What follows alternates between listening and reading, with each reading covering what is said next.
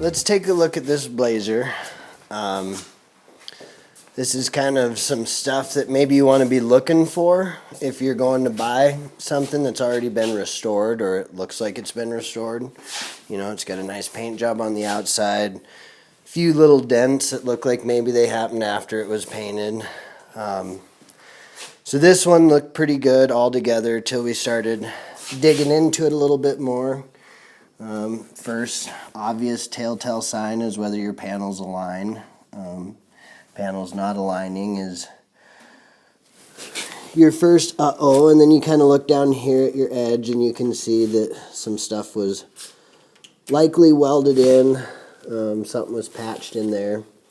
So before we did any grinding, that was kind of our first signs, but then putting in new rockers, new inner rockers, we're going to put in these quarter extension panels here at the bottom. So once we got started, we kind of wanted to look at the bottoms of our doors and just see what we're going to be aligning to. And you can see inside this door lip here that it's pretty much all Bondo. So that's a big uh-oh sign. It's cracking along there, another uh-oh sign. And then it's harder to get in here into the inside panel, but you can see that rust was painted right over the top of. So those are some of your uh-ohs that are coming out after a couple years of this being painted. But for the most part, you look in the door jamb and everything looks pretty good. It looks like they did a decent job. So we'll go to the other side and show what it looks like once you cut it off. You can actually get in there. Then this is where you really see what type of work somebody was doing. So we've got the quarter panel extension cut off on this one. Okay, so once you get over here and you get the old, really nice painted, brand new rocker cut off, you find out what nastiness is under there. Stuff like this, just left totally rotten. Bolts not even holding it in. This was panel we cut off, kind of went into the edge and saw we had a bunch of major rust and just pretty much a weld for an edge down there and lots of Bondo. You couldn't quite see all the way back underneath there, but now you can. There's a huge chunk of metal just flopped in there, bent around, and then Bondoed shut so it looks nice on the outside. So shiny paint isn't always your evidence that you got a nice vehicle.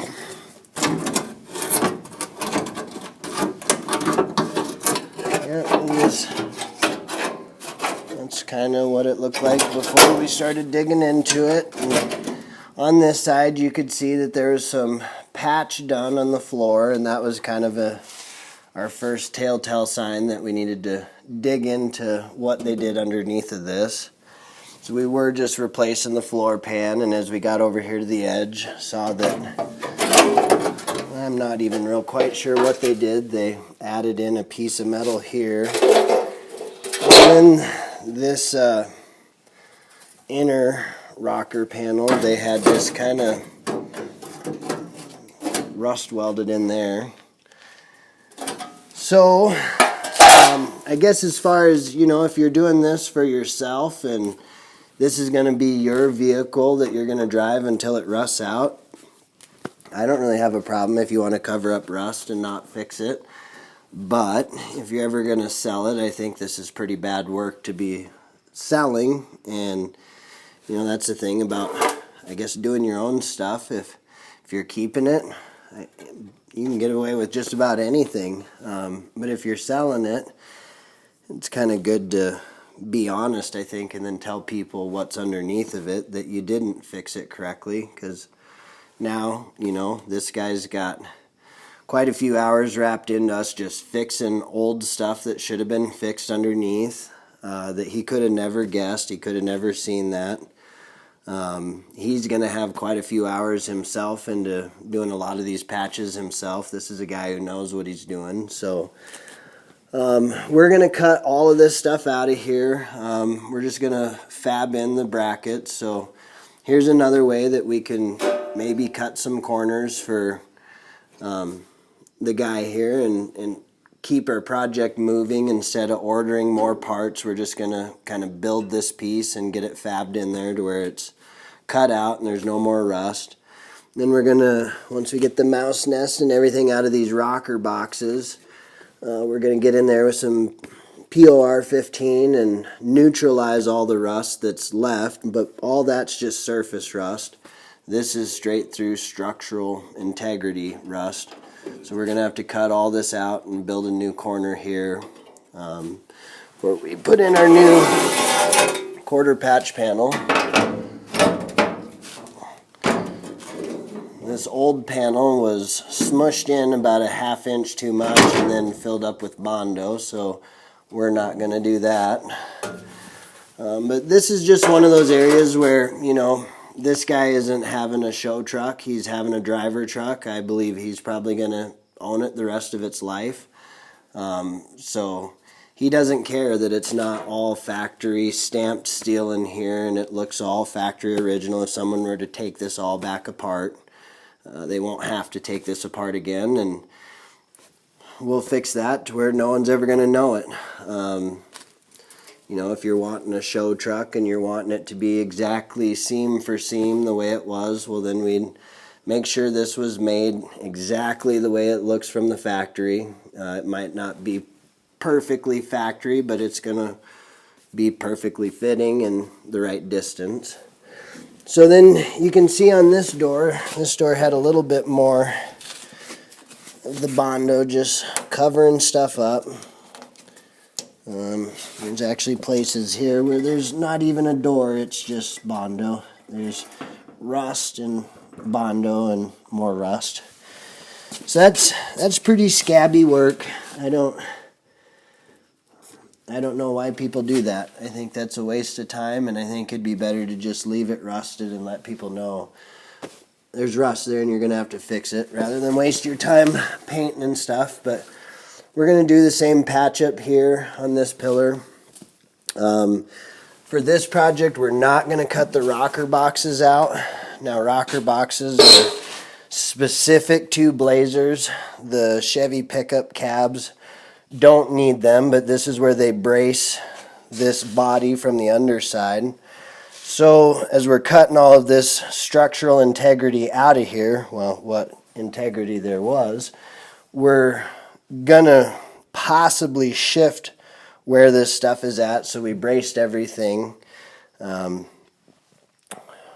braced our front cab here kind of to our back here, and then made sure that this doesn't open or close. We don't want this dropping down, but it's pretty solid on the floor, so we're not too worried about it dropping down here. There's a lot of structure right here. But definitely around this corner, we don't want this to drop down. Haven't decided yet. We're doing this inside kick panel, how much of this corner we're going to have to take off from here. So depending on how much we take off from here, we might run another little brace up here just to keep this pillar from sagging down once we cut that out. We got a new floor brace to get in here, and so that's going to be a little bit of jigsaw puzzle to get stuff out and back in. And then we'll be doing the floor pan, get this side in, and then should be moving on to the other side after this one. Back here on the corner, I guess there's one fix we've already done. Another spot where this was painted and looked all nice, but Bondo cracked out, and that was a big sign that something bad is in there. Also, the guy who bought this couldn't get his taillight to fit because this was basically just scab welded in there. It's probably 1/2 inch of Bondo in here at least. So this whole corner was off. It didn't fit right. The tailgate gap was off. So we cut off an original panel off from an old box side and then basically spliced it into this one once we got the old one off.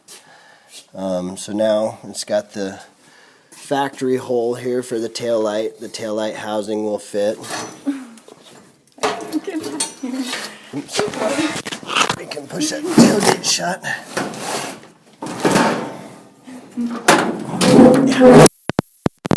There you can get the gap too. So we got a new gap in here now. This is a new tailgate skin. There is some stuff with this tailgate edge that needs to be worked on, but this pillar here was pushed in. Whatever hit that originally wrecked this actually took out the structural integrity. So we had to line everything back up so it would latch properly, and so our gap was proper in here. Again, this pillar, we probably could have cut it out and totally taken the piece out, put an absolutely straight one back in. Only you guys are going to know there's a few dents in that pillar underneath of that taillight, and me and the guy who's going to drive this forever. So not worried about stuff like that. A little bit of dents in there as long as your tailgate fits and everything shuts correctly. So that's the Blazer, and some things maybe to look for when you're looking at a rebuild. Definitely get underneath it here and look at the rockers. Look at how they attach the rockers to the rocker box.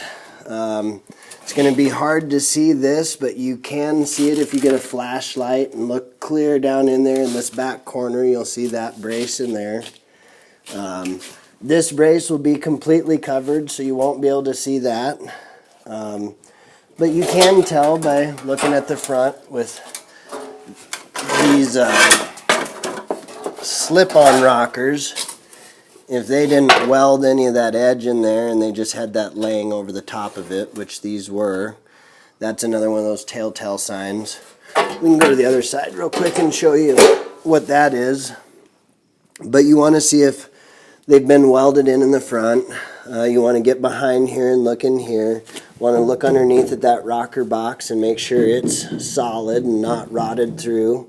If it's rotted through here and never been replaced, but there's new rockers on it, well, then you know they did some bad work on it. And again, I don't want to say bad work or good work, because anything works. If it looks good on the outside and you want to drive it and you like it, well, it's good work.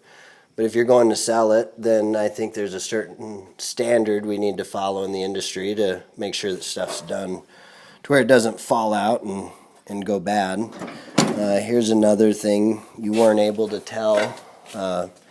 When he bought it, it had a nice chrome strip on here, but that chrome strip completely pushed all of his paint up. They put chrome right on fresh paint, and there's rust growing underneath of it, so might as well have not even painted it. And then down here, that chrome covered up how thick this edge gets from all that Bondo in there. You can tell that's all Bondo, but when it had a nice chrome strip over it, it was a lot harder to see it. So maybe look real close on the chrome. Look real close on those door edges on the bottom. See if they're thick. If they're thicker than the rest of the edge of the door, then you know it's got some Bondo in it.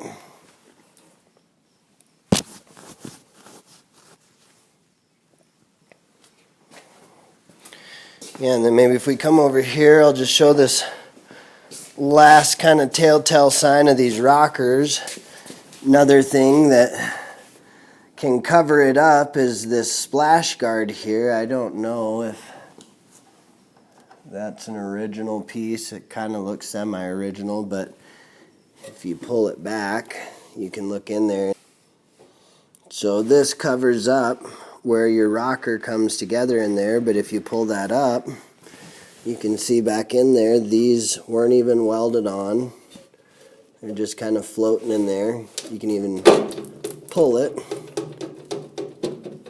So those are some obvious signs. But I don't know if you can get underneath that lip, but you can really see that lip along there, how it's supposed to be welded tight to the rocker box, and it's just floating. So those are nice little ways that stuff gets covered up sometimes, is trim and stuff like that. And with the fender on there, it's going to be almost impossible to get in there and really see that. So that's a good way to hide shoddy work, and then maybe just come up underneath of it and do a little stress test and see if it even holds, because if you can do that, that's not good. These doors are pretty much shot. He's got a couple new doors, the guy that owns this is going to put on it. So we're not going to fix the bottoms of the doors. We're just doing the rockers, inner and outer, and then these floor extension pieces. So you can see this has the original floor. They never welded in a second piece in there, so we don't know what it looks like under there yet, but we'll find out once we get that one cut off. But we'll do this floor over here and this kick panel. Basically, I'm assuming everything we do over there, we're going to end up doing over here, because chances are it's about the same, with Bondo in every of the same places and misalignment. So that's what to look for, and kind of, I guess, what to know that you're going to be working on when you do a 72 Blazer, or I think they started in 70, maybe 70 to 72. Well, if you're going to be working on one of these Blazers, you're going to have to kind of know what these rockers are put together like, and how people can skip some major corners. Even along in this rocker, on the other side, you couldn't see it because it was all filled up with mud, but there you can see there's no welds in there. That's just floating in there. So we're not going to do that. We don't do that type of work here.